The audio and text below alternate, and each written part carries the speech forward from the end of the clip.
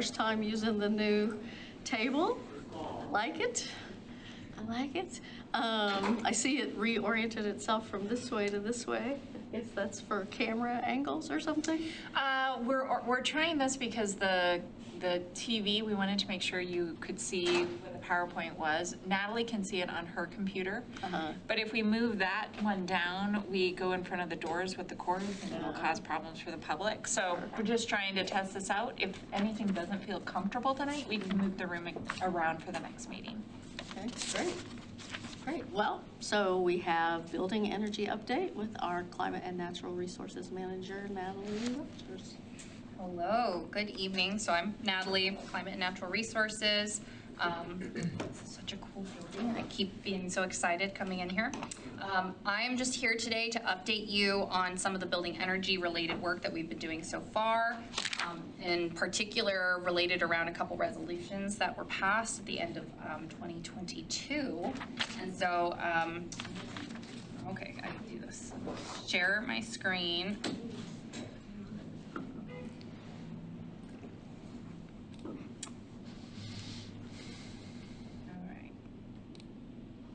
The test, and I'm going to look over at, it looks great. Nice. All right. So I have a couple questions for you at the very end, but I'm just going to kind of run through everything, and then hopefully I can answer all of your questions at that point. To start, I just kind of wanted to give us a reminder of why we're talking about building energy. So, you know, in 2018, the city adopted its climate action plan. We then accelerated all the goals in our climate action plan in a 2020 emergency declaration. But part of our climate action plan and the work that we've been doing for climate here at the city is to achieve this 2035 net zero building energy goal. And so the way we define that is net zero emissions from building energy by 2035. We have a very similarly phrased goal for electricity for 2030, and through conversations with council, we've kind of shaped that and molded it to be a little more specific. And so these kind of conversations help me understand a little bit more kind of the trajectory of where we want to go and what we should be aiming for both policy programs and essentially what we want the community to look like in 2035 to reach this goal. We did a greenhouse gas inventory in 2020. Our prior one was in 2016. And so building energy is still one of the top emission sectors in the community. That's pretty typical. Transportation and building energy are usually the top emission sectors. And the fact that Milwaukee is so small means that we're probably going to be seeing some flip-flopping until we can kind of make measurable progress on one or the other. But we do need to reduce our building energy emissions by 2035 in order to reach that goal. And we can do that through decarbonizing our buildings, meaning that we're choosing carbon-free, essentially energy sources. Right now, the only carbon-free energy sources feasible, I'll say, are electricity, and then we're moving towards potentially hydrogen maybe for kind of large industry, but that's, you know, still to be seen. And then, or we can offset. And so we do call out things like renewable natural gas within our goals. Renewable natural gas, just as a reminder, is still methane. It's essentially just methane coming from a deemed renewable source. And so that could be a landfill, that could be a dairy digester from agriculture. But the difference being that emissions coming from electricity are generated when you're creating that electricity. Emissions from natural gas, regardless of the source, are essentially coming from anywhere along the pipeline, but then also at time of use within that building, right? So renewable natural gas and we'll say fossil natural gas, they produce emissions both the same at the very end of the line. And so that's just something to kind of keep in mind as we're shaping kind of our opinion of what this goal means. HB 2021 was a bill that was passed recently that required the decarbonization of the electric utilities by 2040. What that means is that there's pretty much a good trajectory of reducing carbon emissions from electricity. It's after our 2035 goal, but there's still that measurable progress that we should be seeing. We're still doing a few things, which I'll talk to you about in a few minutes here to kind of expedite that, to accelerate that. But there's a few other legislative pathways to kind of reduce emissions from natural gas, but there's a lot of challenges to that. It's not necessarily as feasible as we're seeing in resource planning for natural gas utilities to reach those end goals. HB 2021 does not regulate the natural gas industry. So that's something to keep in mind when we're hearing about all of these great things coming from that bill. It's very much centered in the electric utilities. It's not centered into the natural gas utilities. And like I said, burning renewable natural gas in buildings has quite a few emissions. Some of them also recently have been coming up with a lot of research on public health impacts as well. So there's some concerns there from a different approach on public health and use of each of these energy types in buildings. So last year in December, we adopted 2 different resolutions related to building energy. The first one was regarding city-owned buildings. So for this essentially was triggering electrification at certain thresholds, $500,000 for a purchase of a building, $200,000 for a renovation. And so this would essentially require decarbonization through electrification, and the city does purchase right now 100% carbon-free electricity for our own city operations. We're also, just through the replacement of assets as they fail over time, choosing electric over natural gas, and that's just a decision that was, for one thing, emphasized and essentially adopted in this resolution, but also it's very much just a application and institutionalization of our climate goals within the city that our fleet and facilities team chooses to really kind of emphasize and continue. We are right now working on a feasibility study as required by the resolution.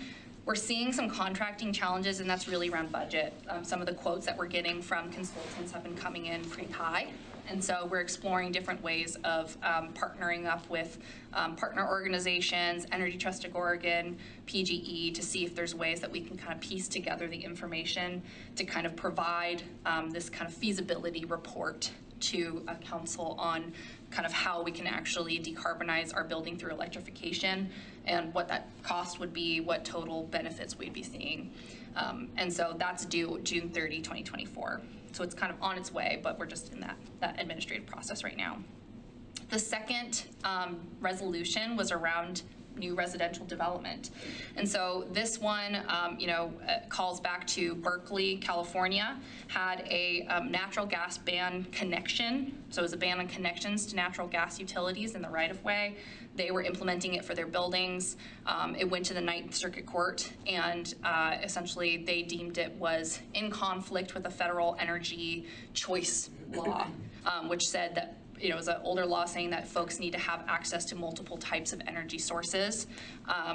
And so right now that's actually going through quite a few different appeals processes, but for the meantime, we kind of paused on codifying it because we didn't necessarily know the legal ramifications, and we didn't necessarily want to become the first out of the gate to be liable for any sort of lawsuit that would be coming our way. But we are exploring other strategies to essentially implement the goal and the intent, and through either incentives or decarbonization programs or potentially other pathways. And that's kind of what I'm here to talk to you about, is just give you an understanding of everything we're doing right now and maybe some of the key ongoing projects, and then also present to you some potential opportunities that you could consider exploring or directing staff to explore further. So right now, some of the things I just think are important to highlight are the first, I come back to quite frequently to talk to you about our community green tariff. This is essentially a new voluntary product working with PGE on residential and small commercial electricity options. And so this essentially would be providing a very similar potentially product to what the city purchases right now. So carbon-free electricity located in the Pacific Northwest, Oregon for us right now. But this would essentially be increasing the suite of options for folks to decarbonize their buildings through energy choice of electricity. Right now, we're just waiting on draft tariff language from PGE, who needs to submit it to the PUC. We provided some comments back to them on that draft tariff language. They're incorporating those, and they're going to be coming back to the cities essentially with what that draft language looks like. We've heard potentially by Thanksgiving, and then we've heard that they have a goal of submitting it in Q1 of 2024, but I haven't seen it just yet.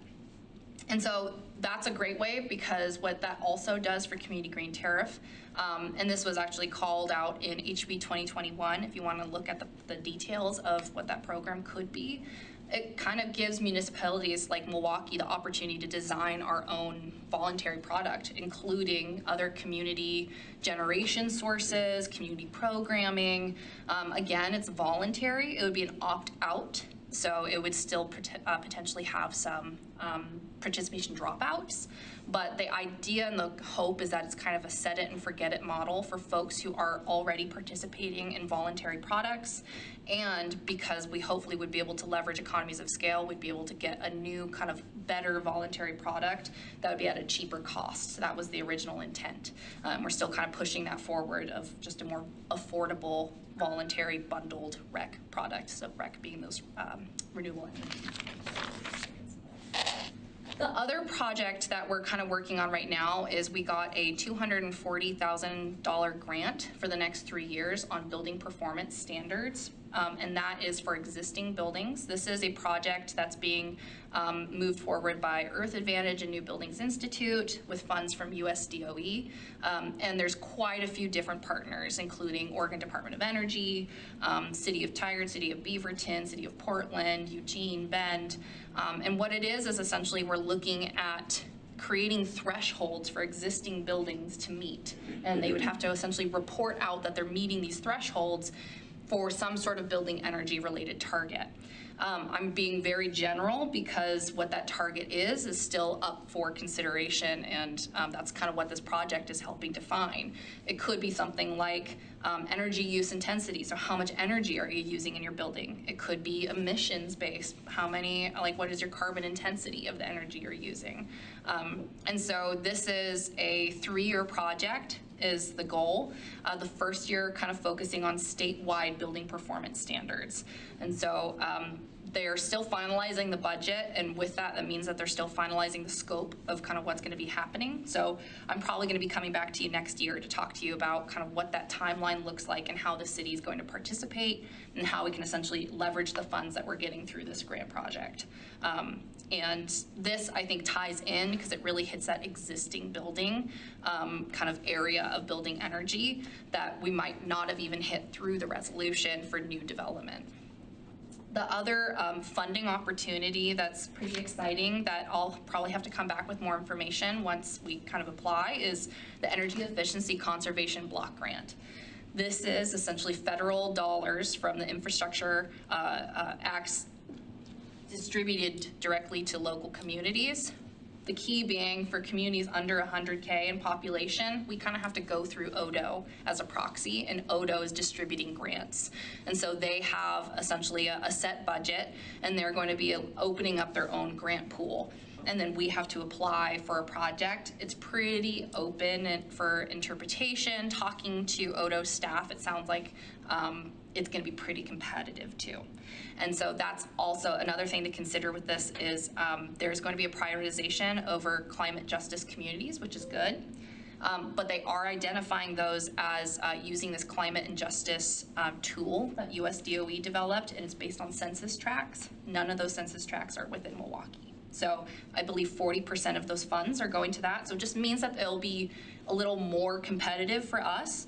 I think that, of course, grants that are, incorporating and directed towards those communities are going to be more competitive anyway. So that's just something that we need to consider, and I think it's a great use of those funds. And then the final one I just wanted to update you on is the solar installation project for JCB, which is really exciting too. Essentially with SB Senate Bill 5506, we got $375,000 in funding for a solar array. And so that's gonna go at our Johnson Creek campus. It's about 65%, I believe, 65% of current JCB load. As we kind of bring on more vehicle electrification, right? We use more electricity. That probably will come down to about 50%, but that's still a great source of energy that's carbon-free, that's located in the community, has a whole bunch of different benefits. And if anything, it's a great demonstration. So we're pretty excited about that. And the nice part is with our Green Future Impact, which is that contract that we have with PGE to purchase electricity. that contract is for 15 years. And so as the city kind of, and we ended up purchasing for the full amount of city operations. Some other cities, they said, hey, we're actually purchasing these recs, kind of, you can think of them like offsets for a certain amount, so we don't need to buy as much. Milwaukie went all in because it was actually more affordable anyways than the renewable product that we were buying. But it also gives us more, think of chips you can push around the table and starting to expand our electrification of transportation, use potentially more electricity for bigger buildings, and still have that great deal that we got with PGE. Before you move on, can we Yes. ask some clarifying questions here? And I don't know if other people have them, but I just wanted to clarify a couple things you talked about. So the green tariff, if they submit it in Q1 2024, we don't know how long it'll take the PUC. Yeah, There's no time. I think what I've heard 8 months thrown out by PUC staff. It's a public process, and so I think it depends on how much comment they get back, how other communities are essentially concerned. We're doing it's an umbrella tariff to try to make it like as ubiquitous as possible, which also means that it opens a realm of opportunities for people to have issues with. Green Future Impact, they thought it would kind of be a streamlined process. That one took quite a long time as well. So I would say 8 months to a year. I mean, I'm hoping to be optimistic and that it's shorter, but what I have heard is that the tariff is primarily a document for funding. And so, but it does include things like crediting back for early adoption or low income protections, or even, one of the ideas that we originally had was this balancing fund account, essentially saving up dollars until you're ready to build. That's where PUC and the utilities will potentially need to negotiate, and other communities might take issue with and concerns. And so it really depends on how agreed we can all be even before they submit this draft tariff. I think if they come out with a whole lot of community support, it will be a lot more streamlined. I think it just depends on how much we have to capture within that umbrella tariff.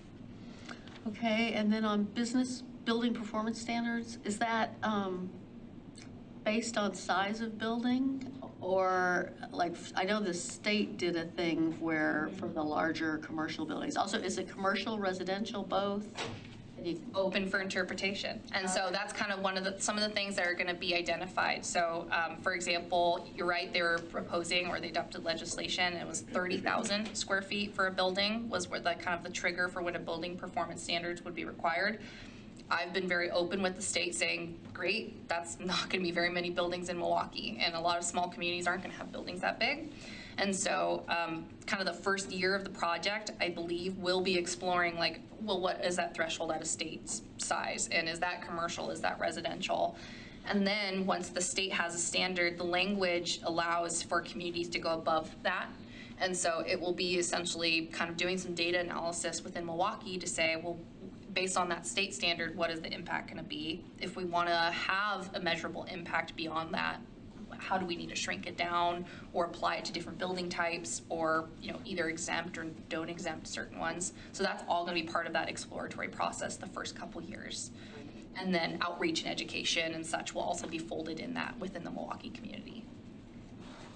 And then on the block grants,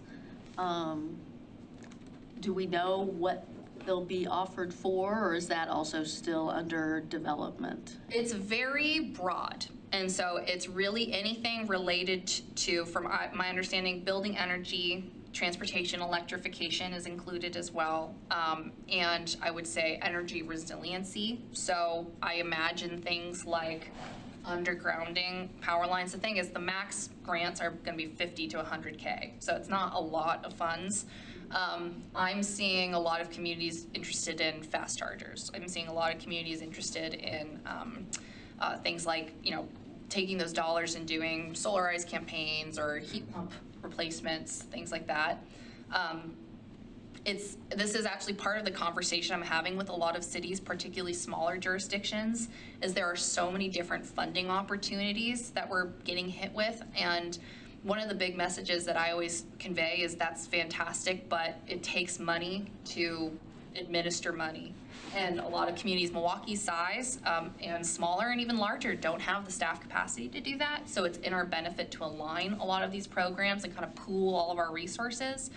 So some of the things that we're looking at are like, is there a possibility to partner with Energy Trust of Oregon and say, or Community Energy Project, who helps us with our home energy score, to say, can we give you these dollars from all these different jurisdictions, be it energy efficiency block grant, or maybe even some like other direct funds, or potentially, as we're trying to talk about a licensing fees and actually kind of get a better deal on administration. And so I'm about to have conversations with other communities on what are you doing and can we just tack on to what you're doing? A lot of them, like I've shared, is been focused on, I think, low income and affordable electrification measures, asset replacements, weatherization, and then just public infrastructure. So DC fast chargers, investments into public buildings. Those tend to be easier because, right, it's just easier for us to take those dollars, build something, report back to the state we built it, rather than actually having to administer a program. So I think we have some ideas that we had were DC fast charger at JCB, battery storage, using those dollars to leverage for potentially battery storage. And these are all ideas that I floated by Odo, and they said, yeah, these all sound great. And like I said, heat pump water heater replacements, or even more home energy score assistance. And all of them got a thumbs up from Odo. It's just, I think, how competitive can we make our application? Okay, thank you. Any other clarifying questions? So if I'm understanding correctly with what you just explained, so there are funds available to give direct payments to people, the public, to where they can, because some of these plans where they, it's a tax incentive, it's like, well, who has $8,000 cash right now up front? Mm-hmm. Right? So am I understanding that right, that there is funds out there for directly being like a charge ahead rebate program that the state recently did for electric vehicles, where they actually gave the $5,000 as a down payment? Yeah, so it depends on how you want to model the program. These wouldn't be a tax incentive, it wouldn't be a rebate, because it would be very much so say we did a heat pump water heater replacement program. Maybe Milwaukie would get $75,000. We would get that, and then we could give those in grant funds or pay, hypothetically, Community Energy Project, who does these asset replacements, to go do that in folks' homes. I don't know how direct, like, funds, like if we just gave them a check, I don't know if that would work, but that's something we could explore. Yeah, thank you. May I ask a question? So the Odo funds, that's under the larger suite that the Environmental Protection Agency is releasing all the environmental justice related grants, right? It's like tangential to it. It's from IRA, I believe USDOE is the one actually distributing the funds. The EPA is doing these additional suite of grant fundings related to climate planning. Okay. Climate planning grants, and that's ones we're participating in that at the metro level, and then also the state is exploring it. Those, that project in particular, essentially what it is the EPA has funds for communities to develop a climate plan with strategies. You can think similar to Milwaukee's. And then once you have a climate plan with strategies, there's gonna be this big wave of funds coming down the pike, and then you can use those funds to implement the strategies in your plan. And so it's separate from this, in that it's not the direct funding going straight to jurisdictions. Everyone within that planning area would be able to access those funds as long as the strategy outlines that type of program. Okay. Would a jurisdiction have to participate in phase 1 of the implementation with the planning to be able to be eligible, or is there a mechanism to be able to submit our climate action plan, see if it meets that threshold, and then we'd be able to just kind of come in the second part of that disbursement? I believe as long as the jurisdiction is included in, say, the jurisdiction who's doing the climate planning grant. So Metro would be all the Metro communities. For Milwaukie, we're already participating in both of them. You'll see as each jurisdiction at every level kind of develop these climate planning strategies, we all kind of say the same thing. Everyone kind of has very similar, say, building energy reduction and conservation, or transportation electrification. And that's kind of where it benefits being a stakeholder, kind of trying to tweak language to make sure it matches, say, what we have and what our intent is. So we don't necessarily, a jurisdiction doesn't necessarily need to have their own climate action plan to access the funds, but part of the work that I'm doing is making sure that whatever they develop for their strategies somewhat matches or includes our intent within our climate action plan. So that way we could leverage it. Helpful. I think specifically I'm looking at, would we be eligible for EPA environmental justice funds? Should they be released in the future, and do we have a mechanism to apply for that? Yes. So right now it's ODO. ODO's leading the state, or it's either ODO or Oregon Department of Environmental Quality who's leading that climate planning, and then Metro. And so both of those, regardless of who kind of builds something out, we would be eligible to access funds through there. What I don't know, because it's just on the initial phases, is what those specific strategies will be. So for example, Metro might focus on building energy, solid waste, transportation, and large green spaces. And that's because that's Metro's, bread and butter. And so we would just want to make sure that our transportation electrification strategies, so maybe electrifying school buses, is called out as a strategy within Metro's climate plan. So then that way we can access those funds. But, if it's all, say, in a weird world, Metro only wanted to talk about solid waste in their climate planning grant or their climate plan, we wouldn't be able to access school bus electrification funds from that. Sure, okay. So my last piece on this is I'm wondering if we have a relationship with the Region 10 EPA folks so that we might be able to apply for an equitable communities grant, and within that designation then be able to bring some visibility down to the work that we're doing on the ground here. I can definitely look into that. I'm not sure, yeah. It seems like that's the stepping stone for a lot of EPA funds that, I don't know, like either they're tied to some of these larger grant streams or they're unexpended funds, and then they get channeled into projects that are, that reach that level of visibility. Right. I think that might be helpful for us. Yeah, no, I can definitely look into that, and I think it's just challenging right now because we're starting to see this merging and overlapping where everyone is starting to kind of weave in, and we're all kind of talking about EPA funds and USDOE funds. So I'm not sure if there's like a specific grant pathway if they're intending to include that within these climate planning grants, but I can definitely look into it. Okay, great. Thank you. Sure. Anyone else? Thank you, Natalie. Yeah, of course. So the other opportunity or, I guess question for council to see if there's interest that we wanted to talk about was this right-of-way licensing fee. So right now for both Northwest Natural and for PGE, we have a franchise agreement, and that franchise agreement establishes a franchise fee, and which is paid annually to the city. But you can kind of think about it as a contract, right? Where we kind of lock in for 10 years, and we go and we negotiate on that contract, we lock it in, and then we can't really change it. We already have code for a licensing fee. Essentially requires utilities who are using the right-of-way for their utility distribution to have a license with the city. And we have, through our consolidated fee schedule, we have a licensing fee already set. It matches that franchise agreement at 5%. But, it's our own code. And so there's benefits sometimes of using this licensing code because we essentially get to establish the code and establish the requirements and say this is how it's going to be. And we don't have to have that back and forth negotiation before it's adopted and approved. And so both Northwest Natural and PGE's franchise agreements are expiring next year. Right now, we are proceeding with just kind of transitioning into this licensing process instead. But there's an opportunity for council to weigh in on whether or not we want to potentially adjust those licensing fees.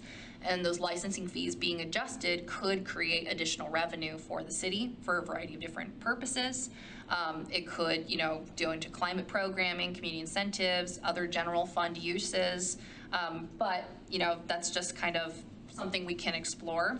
I'll say that Gresham increased their fee from 5 to 7% in 2011 and then 7 to 10% in 2020. And so we are exploring potentially using 10% as that benchmark.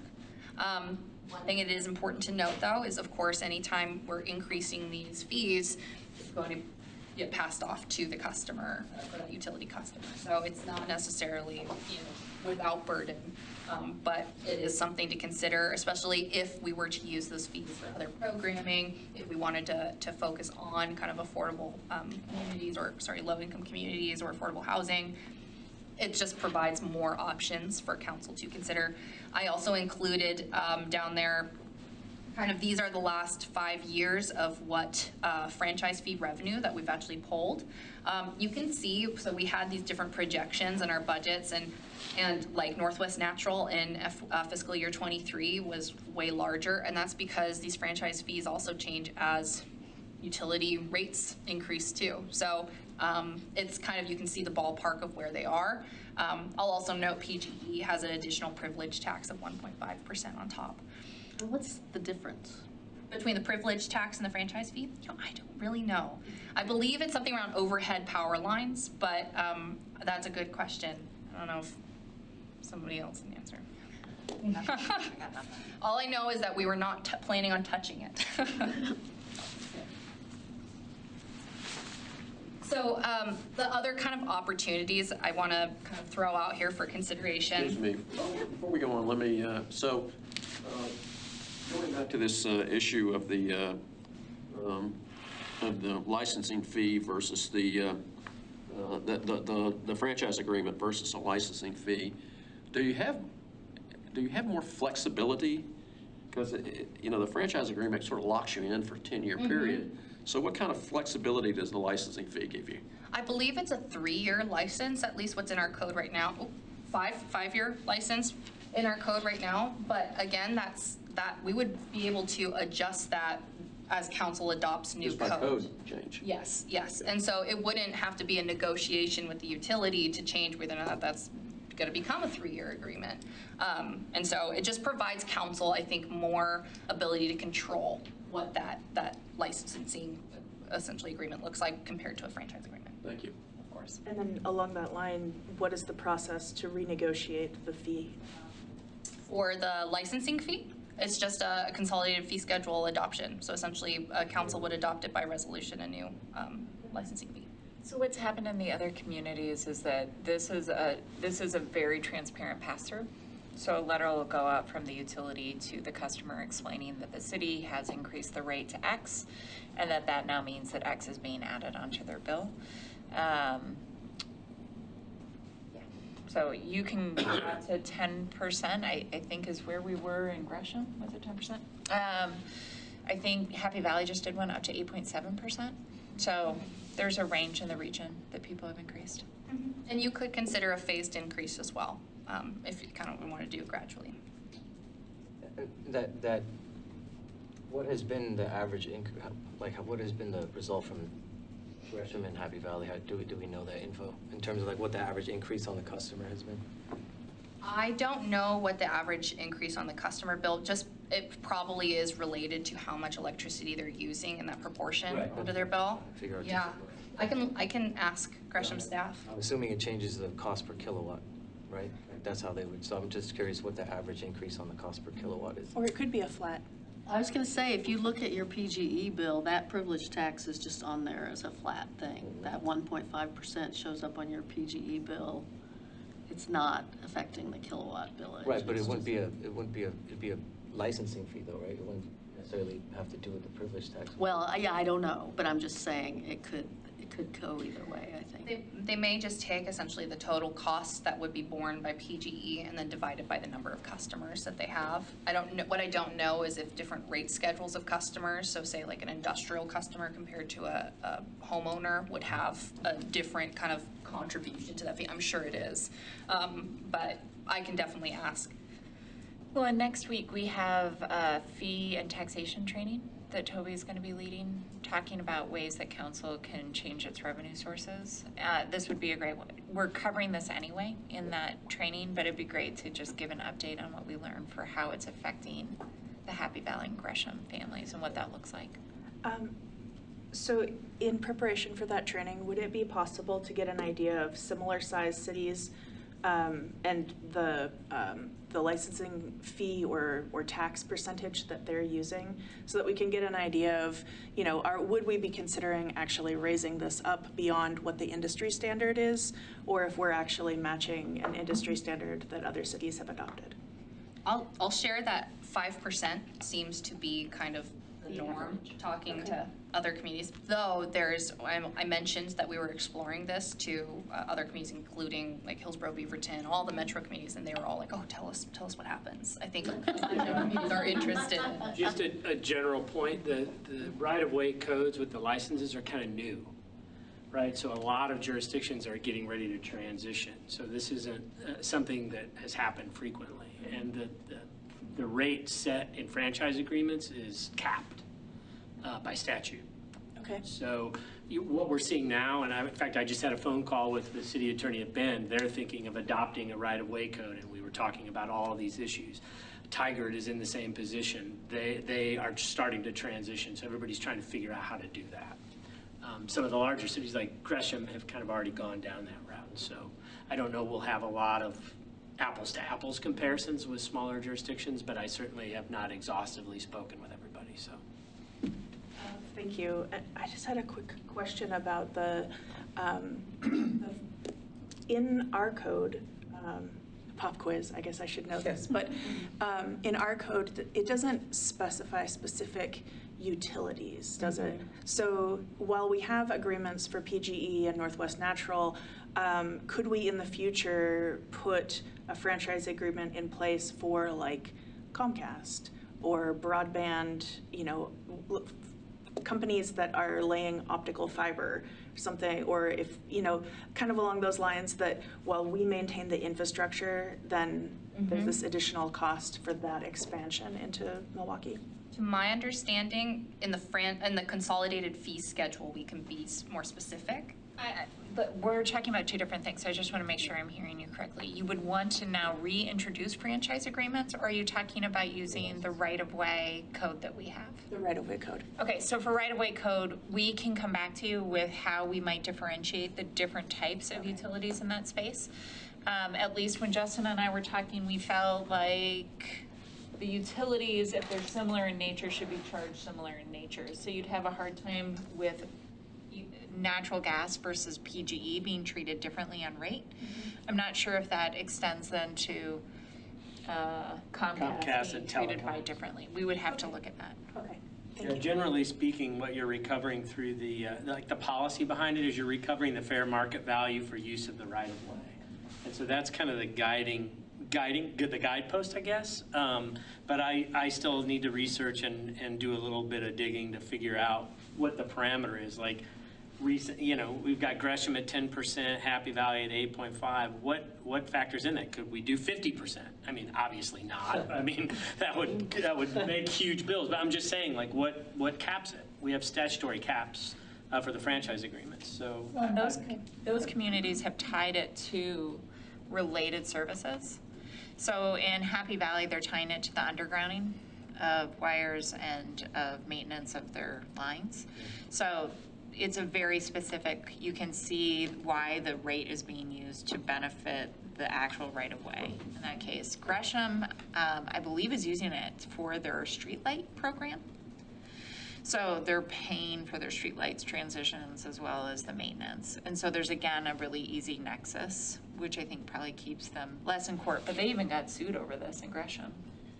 Yeah, they got sued. I mean, the idea, again, this is kind of new stuff, right? And they got sued under the idea that the lawsuit's kind of convoluted. It went through the Court of Appeals and then to the Supreme Court. But the idea that increasing the fee above 5%, that there was a preemption argument that because there was a statutory cap at 5%, under their code, they couldn't go above 5%. And they, generally speaking, without boring you too much with legalese, they lost that argument. And Gresham won. They were able to have that higher fee, and the court went through an analysis to differentiate those two different types of vehicles for charging. In both of those communities, you also have so in Happy Valley, they don't have a utility bill for the city. So there's not a way for them to leverage a utility fee like you all could also do on your fee schedule. In Gresham, they have a police and parks fee. It's actually been really disconcerting to the community, and so there's been some hesitancy to do anything further as a fee on their fee schedule, and they're really clear about trying to tie a fee to a service. So that's also why they've chosen to, instead of going through like our utility bill, go through a PGE or a Northwest Natural bill to collect that rate.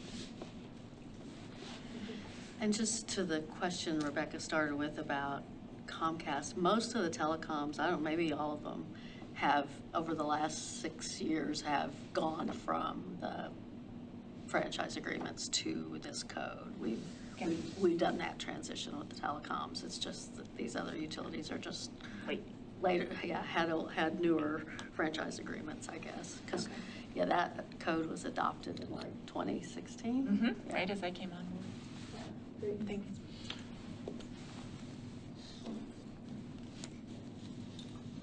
And so there's a few other opportunities that we could consider.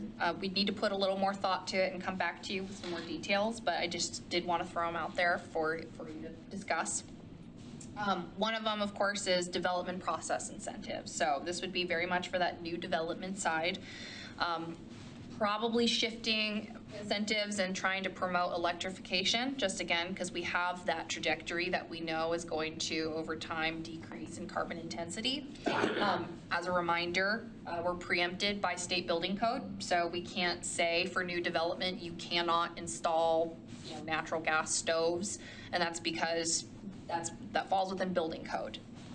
But what we could do is a few different things, one of which is incentivizing the choice of electrification. So that could be through expedited permitting processes, changing essentially our permit review processes to provide that additional benefit. There, of course, would be potentially staff capacity costs to that, other resource costs that we would need to consider. Another thing would be things like the city paying SDCs or, building height incentives like we have for our green building code. Again, though, there's cost, and the cost would be borne by the city. So if there is general interest, we would just need to poke into it a little more and do some calculations to see what those costs would be for council to consider. The other one is a NOx-specific building emissions benchmarking and standards. So this is nitric oxide or nitrogen dioxide. This is essentially the public health, the primary, I will say, public health concern right now with use of natural gas within buildings, and it's monitored, or there's benchmarks set by the EPA for air quality. And so this would be air quality emissions, public health related benchmarking and limitations. This potentially, we could include this in our exploration of existing building performance standards.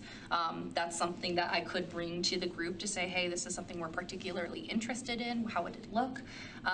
But of course, there's draft ordinances out there, there's draft code, and other communities across the nation are exploring it, but in our region, we would probably be the first out the door. So there's just always risk for legal challenges. And so that's just something we want to put on the table so that way we go in well prepared. But both of these, there's so many different suites of options to consider that we would need to have a little bit more specific guidance, and then we'd be able to come back and say what those resource capacity, potentially benefits would be. And And I just want to add on there, with this, one of the complications is we are not a health department, so we do not have the health code per se as the city resource. It's not something we enforce typically. The exception on our team where we do enforce a part of the code, the health code, is the noise ordinance, actually. It's complicated, and Tim does it maybe once every couple of years. It's not something that is common because we have to get somebody out. We have to pay for an expert to come out, measure the noise, and then go through the full code compliance issue. So it takes a significant amount of time. And that's the final piece, which is the only person in the city per se that would do this would be that team. So Tim Sawyers and John are the two individuals that we pay to do code enforcement. And I personally have some question about whether or not having city staff doing a county function would be the appropriate place for the city to sit.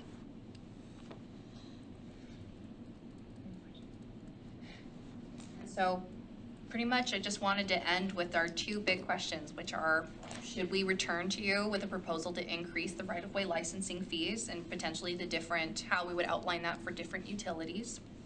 And then also, based on all of these kind of building energy related programs that were either existing or we could explore, do you have questions, interest, concerns on any of them that we can return to you with answers? So that's just a thank you with my contact. Well, before we turn her questions, any other questions for Natalie? Okay. Well, then let's take the fee question first. That seems the easier one. Can I add something real fast? Sure. So part of why we're doing this fee and taxation training next week is because there's 5 or 6 ways that you all can actually impact what your revenues are.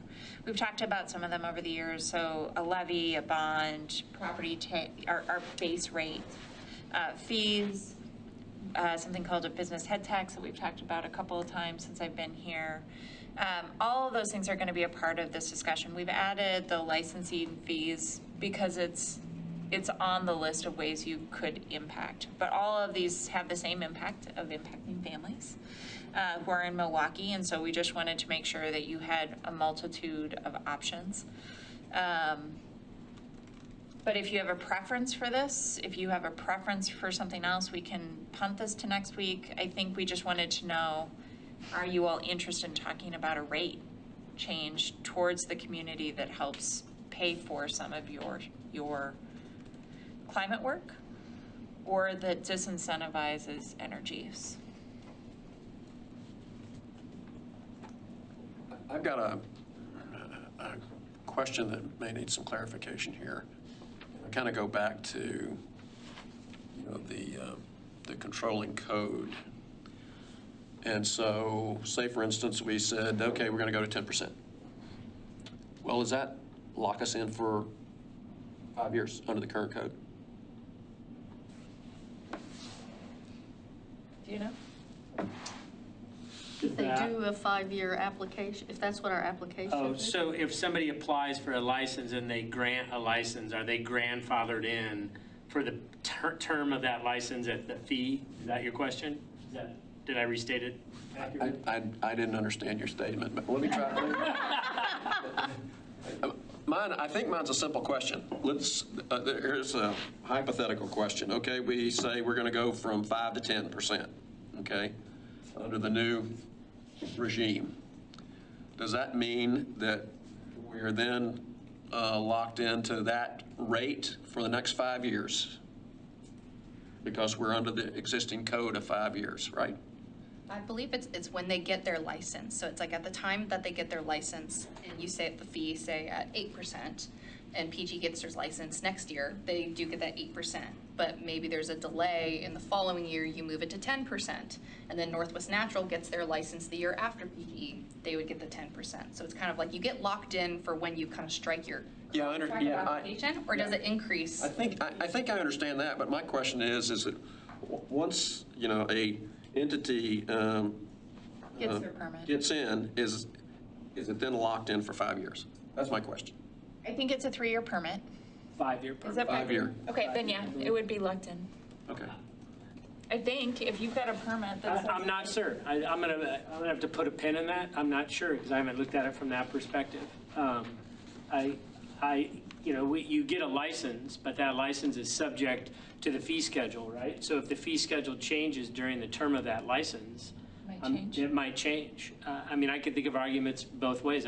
I'm not sure how it breaks out. I didn't want to derail the discussion, but I think that's something that I'd want to know before I decided on anything. I think the license is. Hey, do you want to come up? I think the license is independent of the fee schedule, right? The license is just kind of an authorization that you get to be in the right of way. And so that we can keep track of who's in the right of way and so on and so forth. But you're then subject, I believe, to whatever the fee schedule says your revenue percentage that has to be paid On a given year. on a given year. Yeah, I'm going to have to verify that, but they're somewhat separated. I can think The of fee schedule can change much more frequently. exactly. That's really what I'm really getting at. Yeah.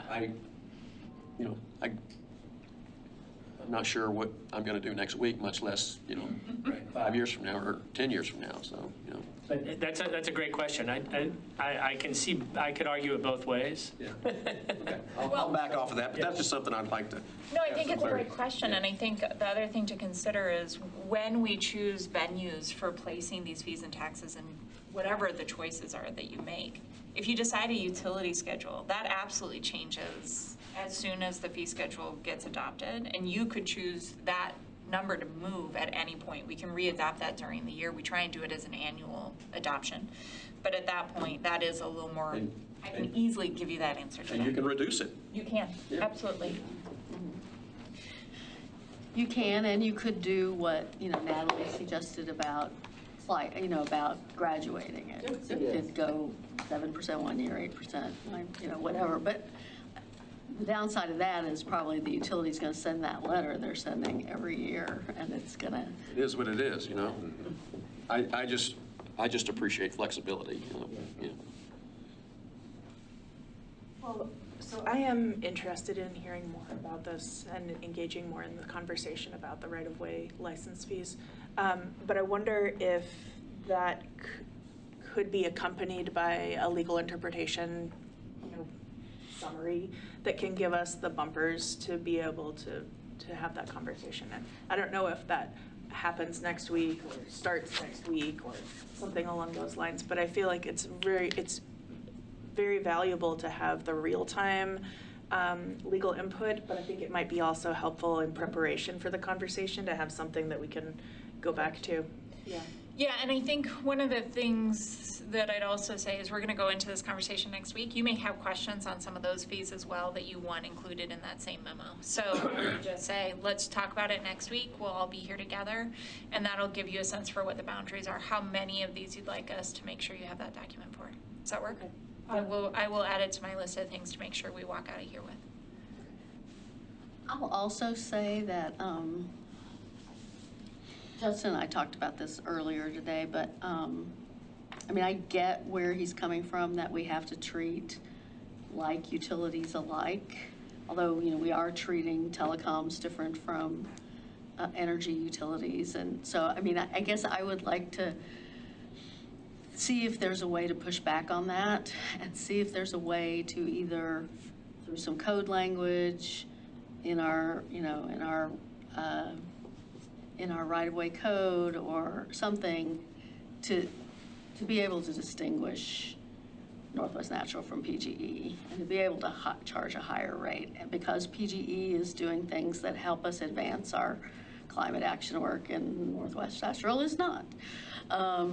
So I'd like us to at least, look at that and see if there's some way to treat them differently, or to make them both 10%, but then give a rebate to PGE for participating in moving our climate action forward, or, however we have to think about framing it. I'd like us to think about ways to not necessarily treat them the same.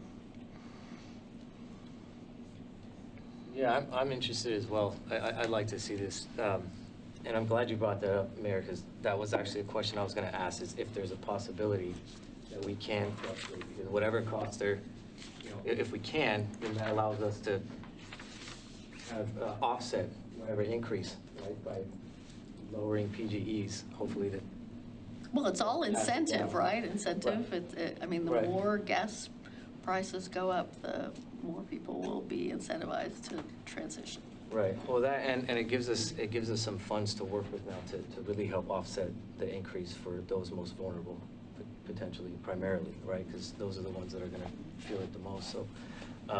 But I am very much interested in this because it's, you know, I don't wanna be tied to a 10-year franchise fee and, you know, say we're committed to climate when it doesn't show it, right? So when we have an opportunity like this, I think it's worth at least looking into, discussing.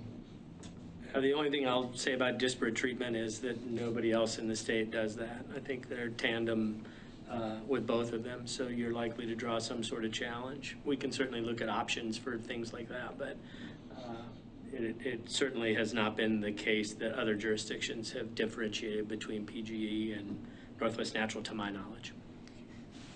Well, one of the discussions, as we're talking about the way you can implement these fees, maybe if we do it as a utility, if you did it as a utility fee instead, and you chose to say, we're looking at impacts on the community, right? So right now, pipes are in the ground, you have to tear up our roadways in order to install them, they're more expensive for us to maintain. Like, I think there's just more flexibility, but it's on your bill, so you have to decide on that front if that's worth it to you.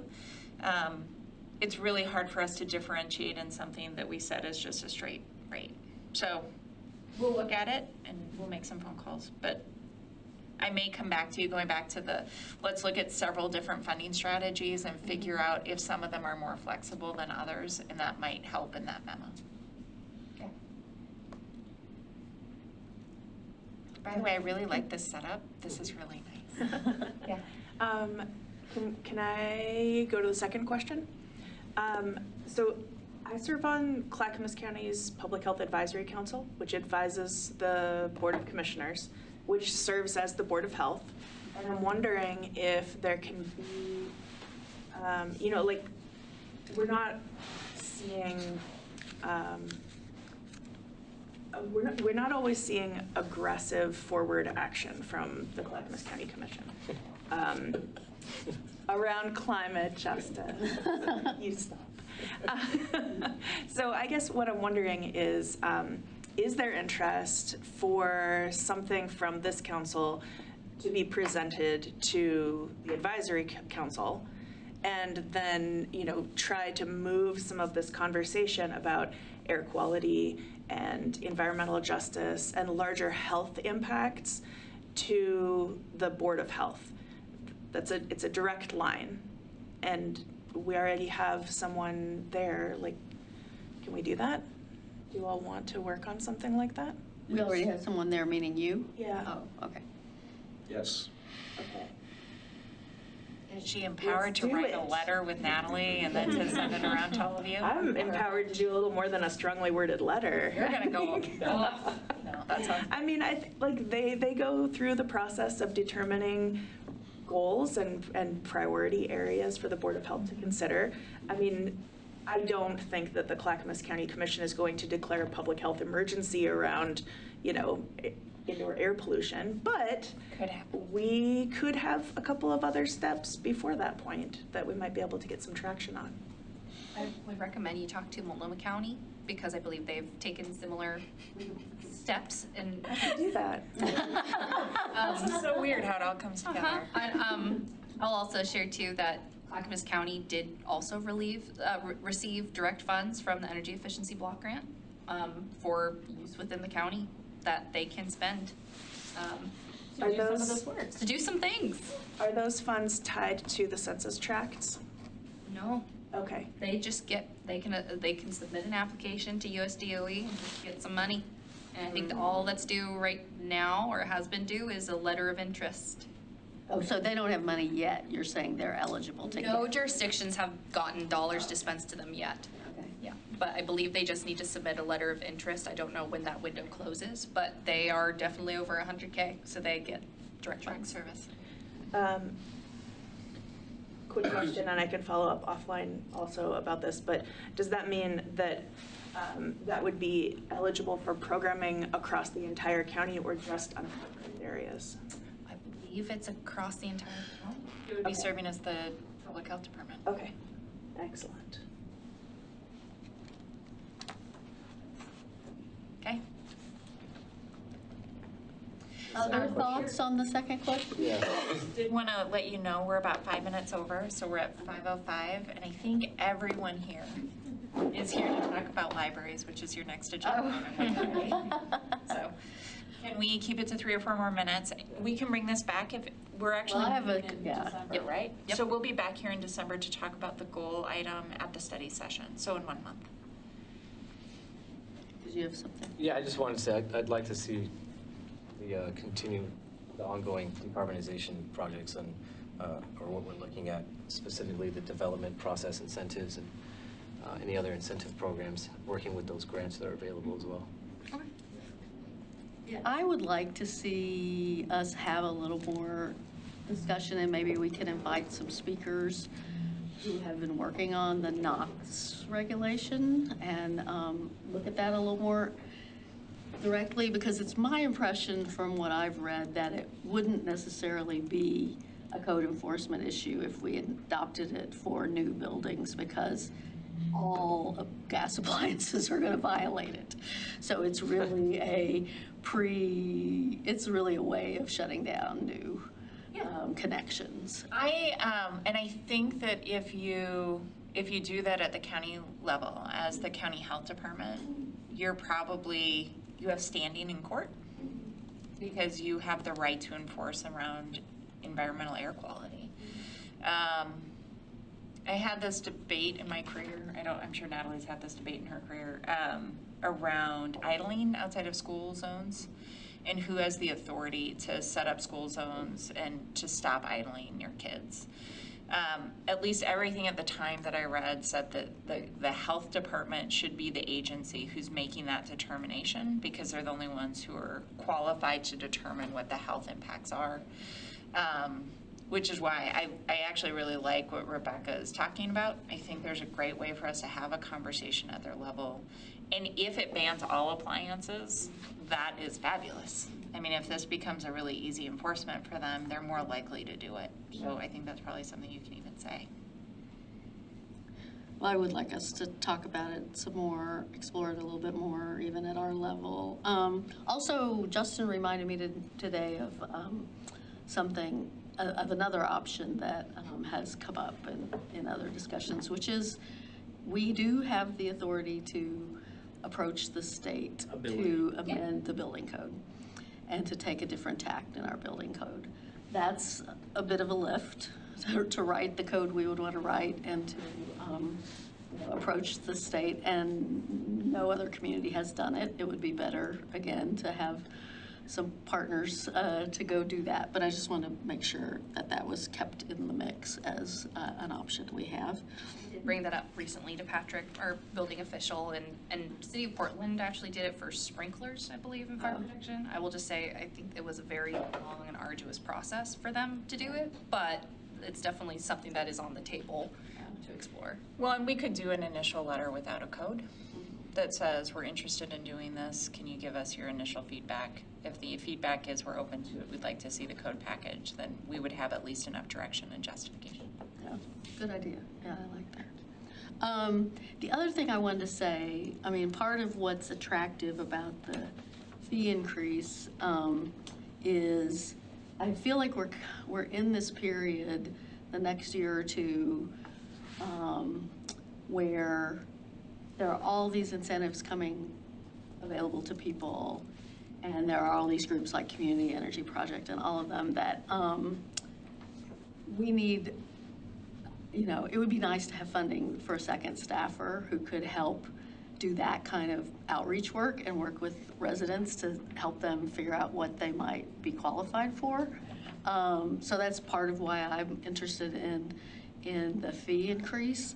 But also, I just recently saw that the president has created this climate corps of workers, and I wondered if that's a way we could get a second staffer that could potentially. Pardon? Like AmeriCorps? Yeah, yeah.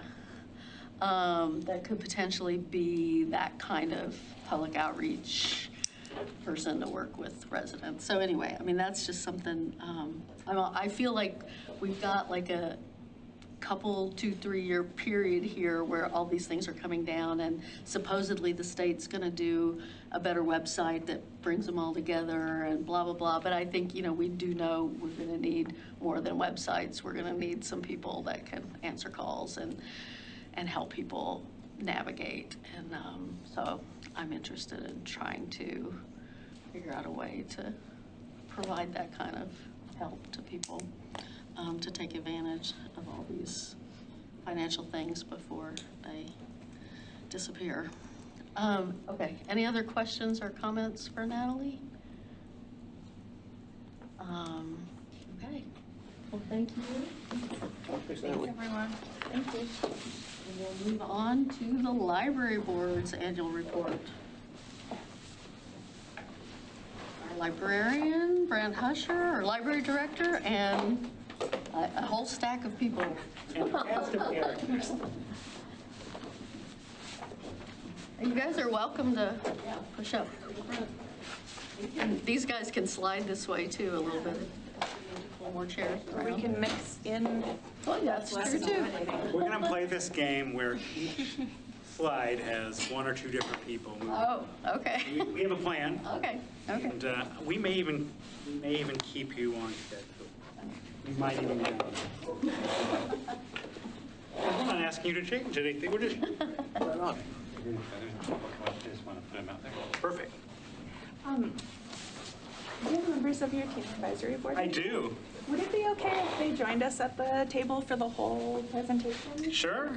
I wouldn't even do that. I mean, no offense to anyone else who's going to present, but just saying. They are the They're VIP. putting in some extra time after a long day of school. Little did they know they would be right. Maybe. Are you on the library board? Neighbors. Okay.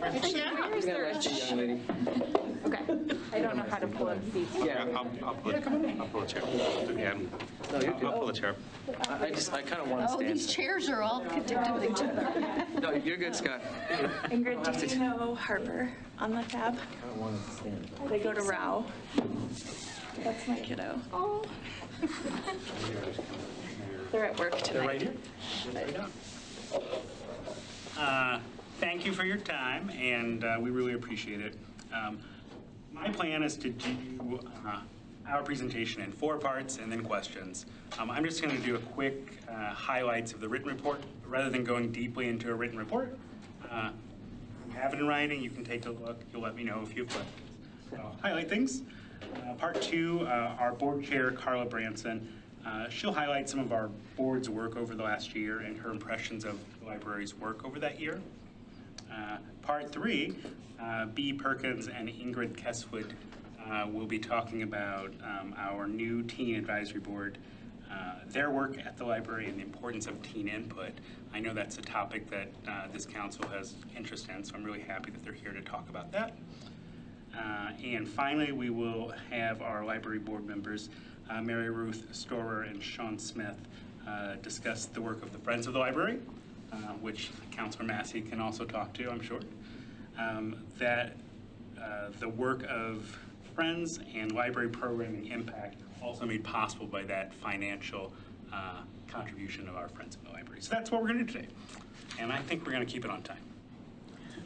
All right. So you see that. The only thing I wanted to highlight from the report, let's see, what are my notes here? Sorry.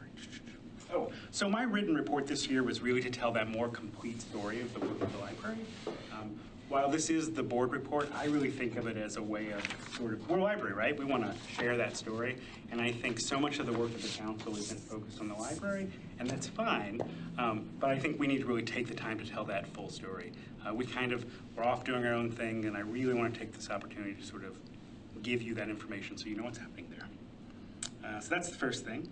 And as we look at that story, what you see is a continued movement towards normalization post-COVID emergency. Programming is back. If you look at the statistics, they're really sort of hitting pre-pandemic levels. Mayor Beatty, you and I have had conversations about that this year. So again, it's more about being normal, putting the library back in a place where people can use it. The statistics show that we're still on track with that continued growth. Also, our story is one that's focused on impact and building strong partnerships. That's what you'll see in our written report. The final thing I just want to touch on is sort of library one-on-one and service area. Those of you who have been involved with the library in the city for some time, it's just good to remember that our service area for the library is serving 40,000 folks. So it's, roughly half of that is our citizens of Milwaukee, and the other half is unincorporated parts of the community. And that's sort of the deal with receiving funding through the library district. About roughly 70% of our library funding is coming from those district funds. 29% is coming from the city of Milwaukee to support our operations. And that 1% that's left is fines, lost materials. So that is my quick overview of what you have in writing. And I'm going to turn it over to Carla to go from here. Thank you, and I get to gush, and I'm so proud of the library. So my name is Carla Branson, and I have the extreme privilege of being the board chair for the Letting Library Board. On your screen, you will see our awesome board. This includes myself, our vice chair, Anne, our secretary, Joel, and our members at large, Christina, Mary Ruth, Sean, and Deepak, and our fearless leader, Brent. So we currently have 7 volunteer citizens on the board with 2 vacancies for youth members, but you'll hear more about our youth voice in a few minutes. Currently, like Brent mentioned, we have representation from both within the city limits and from unincorporated Clackamas County service area on the board. As the library board, our members meet monthly with our library representative and our friends over at Friends of Letting Library to connect and collaborate on all things at our Letting Library. We review library policies for updates and provide feedback on that. We get to hear updates on all the new things that are happening on the library, all the ongoing things that are happening as well, and we get to provide suggestions based on our own experiences as library patrons and what we hear in the community on a day-to-day basis, and hear what our neighbors are saying and everyone out there, and bring that back as our citizen voice. Let's see. And in addition, at any point in time, a member of the board will represent Letting Library and the city of Milwaukee in the Library District Advisory Council over at Clackamas County as well. So our voice is heard there as well. So one of the amazing things that we've started this year at the library board under Brent's leadership is our Meet the Staff series, which I absolutely love. Every month, a member of the Letting Library staff comes to our board meeting and has the opportunity to share a bit about themselves, who they are as a person, what they do at the library, what their journey was to get to the library, what their roles and responsibilities are there, and any special projects that they're working on or things that they're proud of that are going on at the library. It's been a great opportunity to connect with the staff members kind of on a one-on-one basis and having them get to know the board more and us getting to know them. In addition, we sometimes get the chance to learn about new things, like I mentioned, that are happening at the library, such as a very neat rotary phone that is not a rotary phone, it is a mobile phone. If you don't know what I'm talking about, you have to go to the library and have them show you, because it is so cool. We spend too much time looking at it and learning how it works. And I'm not going to say more because you have to go and check it out. Now I've intrigued you. Yeah. We get to hear about things such as laptops that were acquired via a grant and how they're being used to teach adult patrons technology literacy, things like building a resume or even just how to create an email address. And we have that opportunity for staff members to kind of work one-on-one or in small groups with patrons and help them with that as well.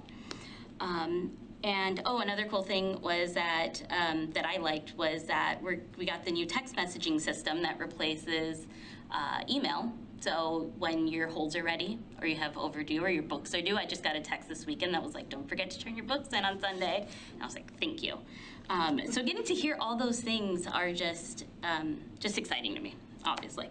That being said, we sometimes get to hear about the not so happy things that are happening. The staff at the library will share those hard stories with us about what's happening in the community, the people that are coming in, the patrons that need extra supports, and the work that they're doing to get them connected to social service resources, both people that are coming in or just networking out. And having those connections at the library are so critical. I even was working at the library this afternoon with my day job so I can get to this meeting, and I got to witness a little bit of some stuff happening, and I was just so proud of how awesome everyone is in being respectful when those types of situations happen. The Letting Library is, like I was saying, is so much more than just books and materials to check out. And, it's about being a safe place for our community, regardless, if you're young, you're old, you're housed, you're unhoused, whatever languages or special accommodations you might have. It's, the library is about educating and entertaining our patrons, about cultivating our beautiful town and being that community center point where all are welcome. Like I said, I was working there this afternoon, and just getting to see the influx of teenagers come in after school was just so neat. And I was in one of the study rooms, so I'm actually doing interviews for my job, so I'm trying to pay attention to the Zoom meeting and just see all these kids that are just walking back and forth. It was a little distracting, but in the best way. And did you know that on average, 500 to 600 people per day go through the doors at the library, which is just so neat to hear. I'm so proud to be able to represent the library. I joined the board right as the COVID pandemic was starting. I actually interviewed with Katie, and she wouldn't shake my hand because there was this new thing happening that we didn't quite know what it was. So that's where I was. And getting the chance to see going through the pandemic and then the slow reintroduction of the social distancing checkout books and getting programming and people coming back in and seeing the services ramp back up has just been really exciting to see. And I am just so excited to see what the next few years bring with our beautiful new building and our awesome leadership and our awesome staff. And yeah, just excited to see how it thrives. Thank you, but I'm going to hand it over to our amazing Teen Advisory Board, and they're going to talk about their awesome work too. Yeah, so thank you so much for having us today. We're just here to tell you a little bit about TAB, which is what we're on. My name is Beatrice Perkins. I'm a sophomore at Rex Putnam High School. I'm here with Ingrid Kesswood. She's a freshman at St. Mary's. We are part of TAB, the Letting Library's Teen Advisory Board. The library is a wonderful space used by all ages. I'm going to echo a little bit of what Carla said because we had a lot of the same message. But as teens, I can say this speaking for both of us, we personally use it most for studying and homework. I'll admit that I'm not the biggest reader, but that doesn't mean I don't frequently use and enjoy my library and its events. I love my library and what the space offers me, because that library offers so much more than simply just books. As I mentioned, we are a part of TAB. TAB is a low-pressure, fun group open for teens to engage in. Students get volunteer hours, an opportunity to meet new friends, and collectively we get to share our ideas and put our visions for the library into action. For example, over the summer, we organized a teen lock-in. It was a successful event in which we had a great turnout, and there were fun activities like scavenger hunts with gift card prizes, ping pong, jewelry making, and button making as well. As a group, we got to be the ones to brainstorm the ideas, pick out the snacks, and choose the games and activities we thought would best appeal to kids our age. The staff and friends of the Letting Library helped put our ideas into action by supporting us financially, providing the space, food, and supervision necessary to make our event happen. TAB is a way for kids like us to share ideas and plan events catered to the audience we know best, fellow teens. I'm going to hand it over to Ingrid. Having teen input can be helpful in planning teen events because we know what kind of things interest us rather than having adults decide for us. For example, recently representatives from the North Clackamas Parks and Recreation visited to get TAB's input on more teen-focused events and suggested a Nerf gun battle, we brought to their attention that while an event like that could interest a younger audience, it might not appeal to kids our age. They were able to use TAB's input to create events and activities that would better suit their target audience and could result in a larger turnout. We use our experiences as teens and from past library events to help plan activities that would appeal more to 6th through 12th graders. We've noticed a lot of library events are targeted more towards younger kids, and it's harder for teens to get involved, so TAB is trying to change that. We've organized a teen lock-in and several movie nights, and we have many big plans for the future. Having more teen-focused events helps bring more teens into the library and creates a fun environment for us to socialize and connect with the library and our community. Giving teens a role in planning these events can make them more fun and appealing to visitors and give them a chance to participate in an accessible, fun volunteer experience. The TAB meeting schedule is made to be accessible to the busy schedule of the standard high school or middle school student. There is no pressure to be there every time. If you miss one meeting, you can show up the next time and be just as welcomed and involved. TAB is an inclusive space and a way for anyone to become more involved in a beloved part of our community, the library. Especially for teens, the casualness and fun of meetings makes getting involved less intimidating. We hope that in the future this brings more teens into the library. It is a great space to utilize, especially as a student. We have many ideas for the future and appreciate the support the library has given us in making this a reality. We hope to create more successful events in the future. Thank you so much. Thank you. Thank you. Thanks, Pete. Thanks, Ingrid. Now I'll get out of the way and we have Mary, Ruth, and Sean.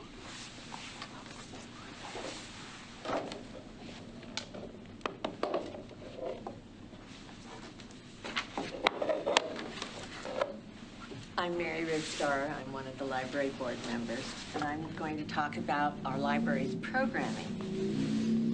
We provide a broad spectrum of library programs now that we've been able to return to in-person programs during the past fiscal year. For children's programming, they have weekly in-person story times. Those resumed in February of '23, 5 every week, and 1 Spanish one per month. 6 times in that first month of February, they hit the 50-person capacity that is available in the community room. They have weekly read to a dog sessions. There's a Lego club. There are drop-in crafts. You've already heard about the teen programs. The adult programs include poetry series, the library lecture series. In the current fiscal year, we've had 5 authors in the fall author series, and the Oregon Humanities Conversations Project has a program on music as a tool for social justice. The adult summer reading program is for adults. There are the children's summer reading programs that are very popular, and there are several book clubs. In the fiscal year 22-23, there were 132 programs for kids age 0 to 5 with 6,545 participants. The 6 to 11-year-olds, 78 programs, 2,677 participants. 12 to 18, 47 programs with 2,003 of the teens. Adult 64 programs, 1,008. This is just a broad spectrum of programs that are being provided to everyone in the service district in the city. I'm Sean Smith, and I've been on the board for the last 2 years, and it's been an educational experience for me. I'm a big library fan, but have never looked at it from that point of view before, so it's been good. I'm talking about Friends of the Library, and the Friends have been supporting the library since 1952. It was 72 years. With the help of an amazingly dedicated group of workers, the Friends, 349 volunteers this year provided 3,918 hours of service. raising more than $46,000 through our bookstore, which is open every day, including Saturday and Sunday. Sunday sales every Sunday, May through October, and if anybody has worked there, it is a big job. And quarterly sales and a yearly plant sale. A big change this year was that we were able to use the community room for the Sunday and quarterly book sales. The visitors to the sales could spend more time in the dry, cool environment, reviewing an expanded selection of books, videos, and music. This also allowed us more time to share more of what's going on with the library with people visiting and encouraging participation. As a volunteer with the Friends, I enjoy helping people find that perfect book. My sweetest moment was finding a book on the interior design of a ship for an engineer with Alzheimer's who could no longer read but could follow and understand drawings. The Friends will continue to support the Ledden Library through volunteer services, fundraising, and the sharing of information that will benefit the community in the coming year.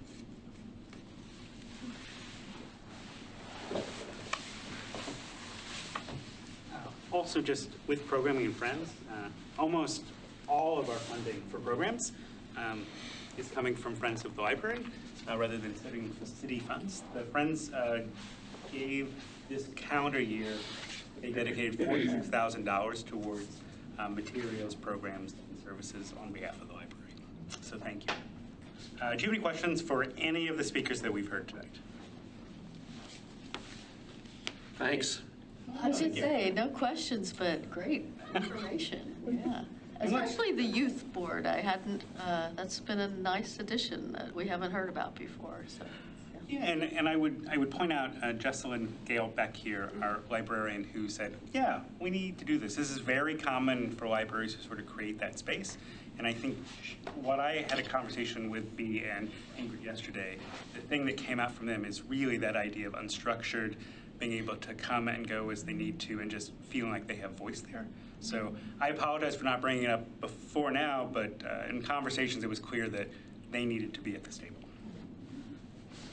I actually just have a question in regards to the community members who may need additional support. I appreciate that you guys do that and you help connect them with resources. That's big. I'm curious if there's anything that we could do to help. I mean, if there's any gaps that you're noticing that maybe we can help facilitate and help fill those gaps, or any resources that we can help aid and assist the staff there that's taking on this role. Yeah, I would definitely defer to the library staff because they're on a day-to-day basis. Just having, I know that having the, and I don't want to misspeak since I'm not there every day, but having the social services staff person from public safety, am I saying that right? Something like that, somewhere in that world. Having that person there has been a help, I've heard, and building those relationships with the community partner providers as well has been helping. But the people that are there daily and get to see it probably can speak better to it than I could. Thank you, I appreciate that. Yeah. Well, I just wanted to say thank you for inviting the TAB members to be here. I'm a little biased because we have a kiddo who's on the TAB, and you know, I mean, they never watch these, so I can just tell the whole story. They're 13 and go to RAU. And as you know, it can be a little intimidating to come to meetings like this, or even something like the Teen Advisory Board. And so, you know, at some prodding from the parents, you know, we were like, all right, you're finally gonna make it. You're gonna go, and you know, they were feeling pretty good about it, but they had a friend that they, you know, had to like feel safe being there with. And over the last, I would say maybe year, you know, that friend ended up having other obligations and couldn't continue making it to the meetings. And I thought that that would be the falling off point for our kiddo, and it was not. So there's something there that they're really connecting with, and of what you do and the programming that has, and they were super excited about putting together the lock-in, and then we were out of town for the lock-in, and I heard about that for weeks. So I guess, I want to say thank you for being here, and thank you for putting this amazing program together. And the question that I usually ask Brent every time, but maybe I'll ask you, is what are you reading? Ingrid, do you want to go first? Nice move. Go first. He already told us she wasn't a reader. I admit it, I'm not a big reader. Is your mom watching? Yes, she is. Yeah, it's funny because my mom's a librarian, but right now I am reading a series of travel essays for school. And that's actually been super, super interesting. And we get one that we get to choose out of the book to read, and I'll be writing a report on it. So I'll be doing a lot more reading coming up. That's awesome. I just learned that you get, is it called ARC books? Is that right? Advanced reader copies? Yeah, maybe, I don't know if you had a favorite book you were already going to tell us, but maybe explain a little bit about how those work, that you get them before they're published, right?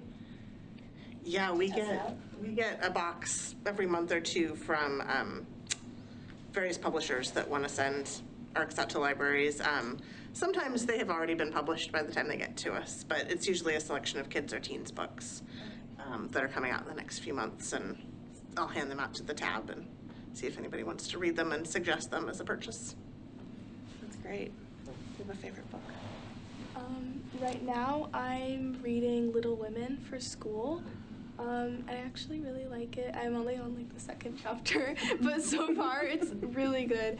And we just finished in class reading a book called World of Wonders.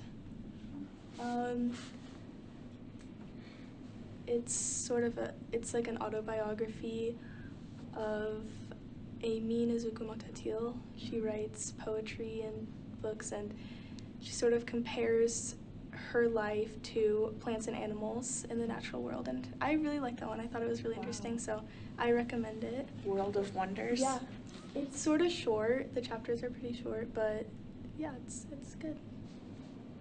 Thank you. Anybody else? Comments, questions? Yay, library. Yay, library. Well, I'll fess up that I lost a library book on my recent vacation, so I'll be coming in to pay. We will always take your money. You regularly do, actually. Gotta get that 1%, right? Well, if no other questions and no other comments from the library board members, well, thank you guys for coming, and look forward to next year's upgrade. Thank you. Thank you. Go home. What are you reading? Hurry. Oh, yeah, I don't need my. I'm reading Glitter in Congress. Stuff. I am reading this. It's